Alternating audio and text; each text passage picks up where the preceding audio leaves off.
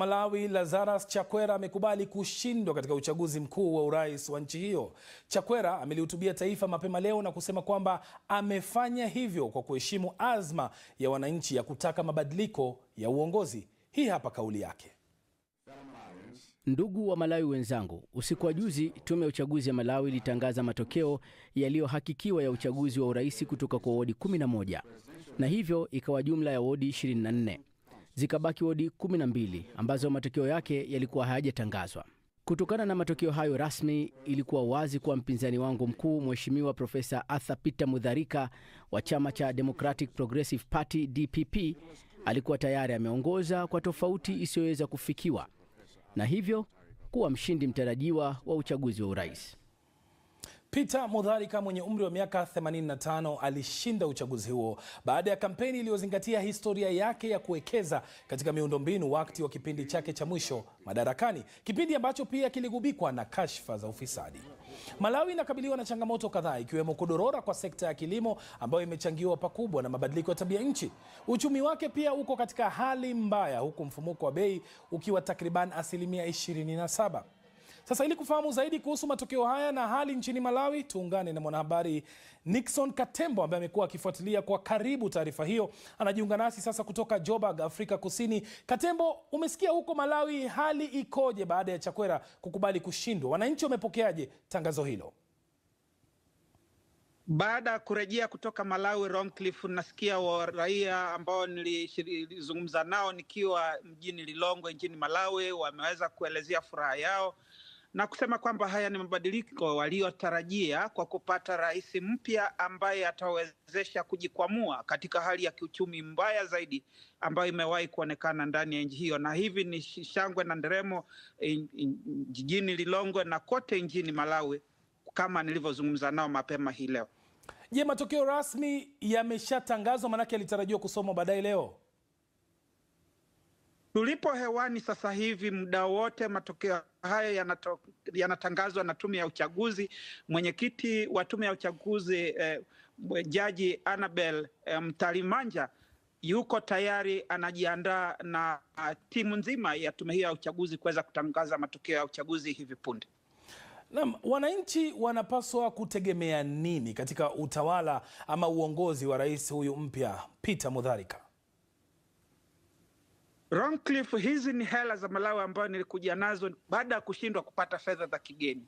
Kwanza, swala la uchumi kukabiliana nalo na kuhakikisha kwamba mfumuko wa bei unadhibitiwa. Pili, mafuta yanaagizwa nje, kwa hivyo Malawi kuweza kujipatia nafasi ya kuhakikisha uchumi wake kabisa unarejea katika hali salama.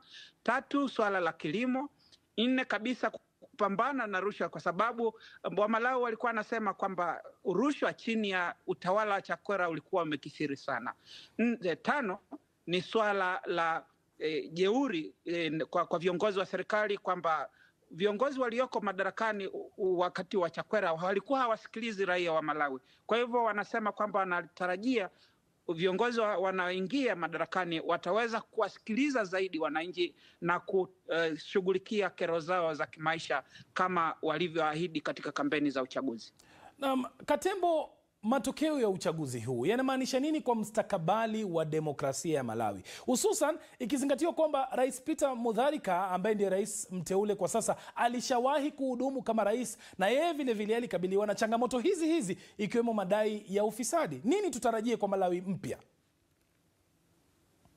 Kwa Malawi mpya nadhani ni ukomavu wa demokrasia kwanza. Kwa hilo ni lazima tuwapongeze wa Malawi kwamba wanaweza wakabadilisha maraisi kwa miaka 5 baada ya kumaliza mhula wao na kuonyesha kwamba hawajatimiza ahadi zao walizoahidi kwa wananchi.